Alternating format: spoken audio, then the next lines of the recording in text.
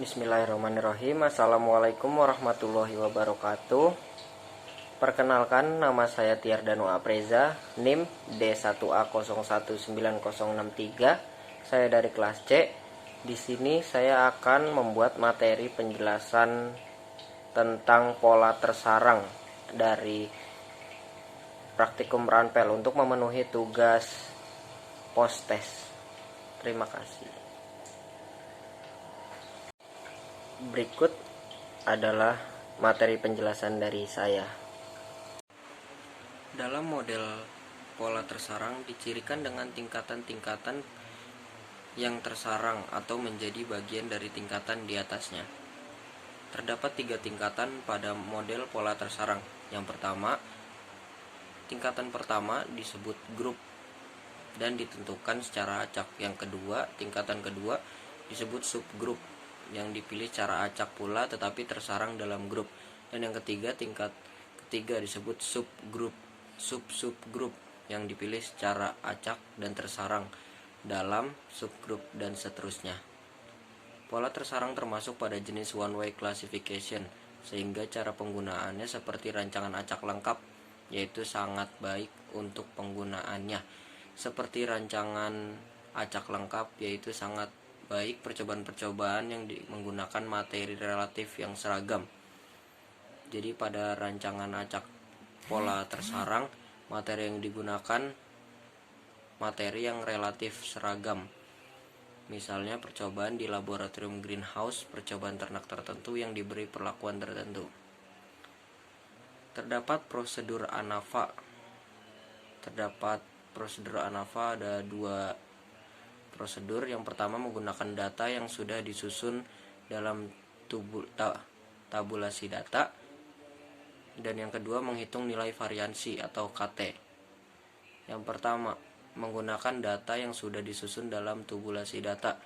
Berdasarkan tabulasi data tersebut, kita dapat mengetahui jumlah dan sumber variansinya, yaitu ada 4 sumber variansi, terdiri dari pertama variansi total, kedua variansi grup, ketiga variansi subgrup dalam grup, yang keempat variansi sampel dalam subgrup dalam grup.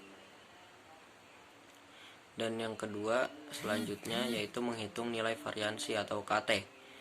Pada pola tersarang, kekhususan dalam menghitung jumlah kuadrat subgrup karena sifat tersarang dalam grupnya. Koreksi atau FK, jumlah kuadrat atau JK, dan derajat bebas atau DB dengan formula sebagai berikut. Terdapat rumus. Yang pertama, jumlah FK. FK sama dengan Y hasil dikuadratkan dibagi T kali R kali S. Dan pada data saya kemarin, TRS saya mendapatkan 75. Yang kedua ada JK total.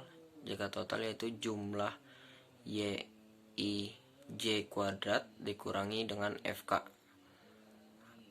Dan yang ketiga ada JK antar grup. JK antar grup sama dengan jumlah YI dikuadratkan dibagi RS dan dikurangi FK. Yang keempat ada JK antar subbab. JK antar subgrup sama dengan jumlah YIJ kuadrat dibagi S dikurangi jumlah YI kuadrat dibagi R kali S. Dan yang terakhir, yang kelima, ada JK antar sampel, yaitu hasil pengurangan dari JK total, JK antar grup, dan JK antar subgrup. Hasilnya dikurangi semua. Dan pembahasan terakhir ada pengujian hipotesis dan kesimpulan. Pengujian hipotesis dan kesimpulan terdapat 3 poin. Poin pertama yaitu jika nilai F hitung lebih kecil dari nilai F table sebesar 5% atau F hitung kurang dari F 0,05, maka dapat disimpulkan bahwa perlakuan tidak menyebabkan perbedaan terhadap variabel yang diamati dan biasanya dinyatakan dengan non-signifikan atau tidak berbeda. Dan yang kedua, jika nilai F hit lebih besar dari nilai F table dan tetapi lebih kecil dari nilai F table 1% atau F hitung lebih dari 0,05, maka dapat disimpulkan perlakuan menyebabkan perbedaan yang nyata terhadap variabel. Dan poin terakhir, jika f hitung lebih besar dari nilai f table atau lebih dari f 0,05, maka dapat disimpulkan bahwa perlakuan menyebabkan perbedaan yang sangat nyata. Sekian pemaparan materi dari saya. Saya mohon maaf bila terdapat banyak kesalahan maupun kekurangan. Terima kasih banyak atas segala perhatiannya. Wabillahi taufiq wal hidayah. Wassalamualaikum warahmatullahi wabarakatuh.